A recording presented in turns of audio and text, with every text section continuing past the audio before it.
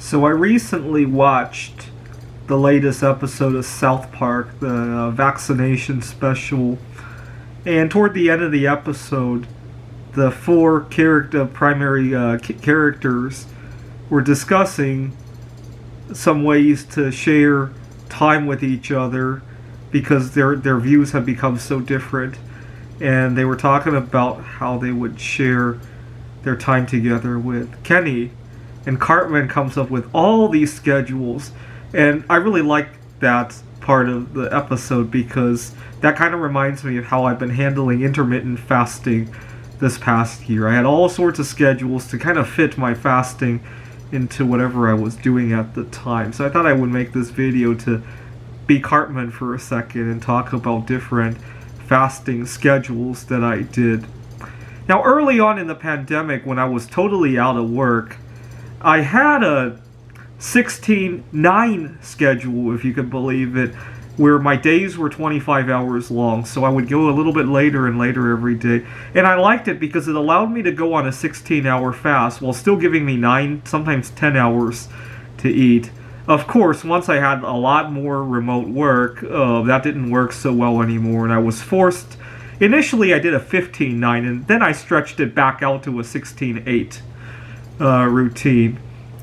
At one point, it doesn't work very well when I have to drive, unfortunately. At one point, I was doing roughly a 36-12 schedule where I would fast 36 hours in a row and then eat for 12. The problem is that now I have a lot more commuting to do. Driving after a 24-hour fast doesn't go too well. I mean, emotionally, I feel happier after fasting 24 hours, but my motor skills are a whole different matter, right? So sometimes I go on a 36-12 cycle.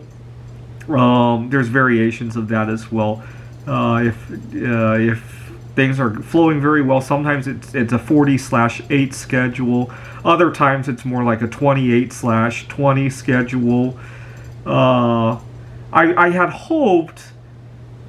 Obviously, it's not going to work very well if I have to drive anywhere. If I start finding places to live where I can walk for my commute, I might think about eating only twice a week, right? I've only successfully done this one time for 1 week, but if I did it, let's see, 3.5 days, so I would fast 72 hours and then eat 12 hours, right? A 72/12. I think I only did that 2 cycles in a row for 1 week. I like it not only because of the effects of fasting, but because of how much it frees up things, right? If I have to do something 72 hours in a row, maybe I have to travel, fly somewhere, drive long distance, and I don't have to deal with spills in my car. I don't have to deal with whether or not my food will go through airport security.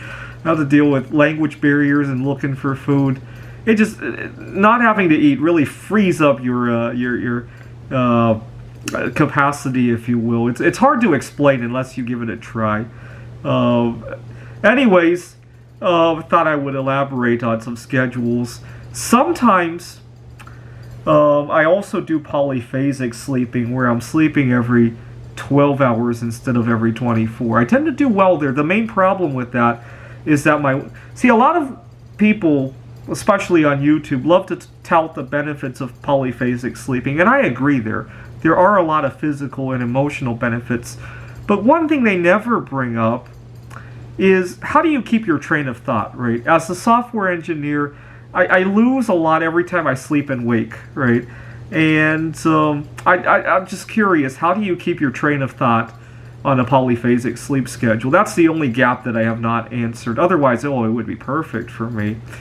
It would also really help with the fasting situation, right? If I'm only awake 6 hours in a row every time, it's a lot easier to survive looking at the clock thinking, in 4 more hours I'm going to be in dreamland anyway, where I can kind of dream about eating, right? It's a lot easier. Sometimes, believe it or not, one of the biggest benefits of fasting is that I sleep a whole lot better because I want to go to sleep so I can dream about eating, if you can believe it. One big gap that I have with intermittent fasting, especially when I go on those multi-day fasts, is I tend to fill the gap of not eating with masturbating. I work remotely now, so it's not that big of a problem, I'm getting pretty good at not making noises or even facial expressions when I masturbate. Sometimes I could be in the middle of a Zoom meeting and masturbate, nobody knows it. But when I go to the office, that's going to be a little bit trickier. I'll have to think about that. But then I realized that, masturbating doesn't really have any health drawbacks. I wish more workplaces would be open to the idea that people should masturbate 5 times a day and have bathroom stalls that were designed for that purpose. I really do. I know it's a little bit of an out-of-the-box feeling about it, but I'm going to speak my mind here because this is my channel. If you own an office of some sort, think about that workplace accommodation, will you? Anyways, thanks for watching.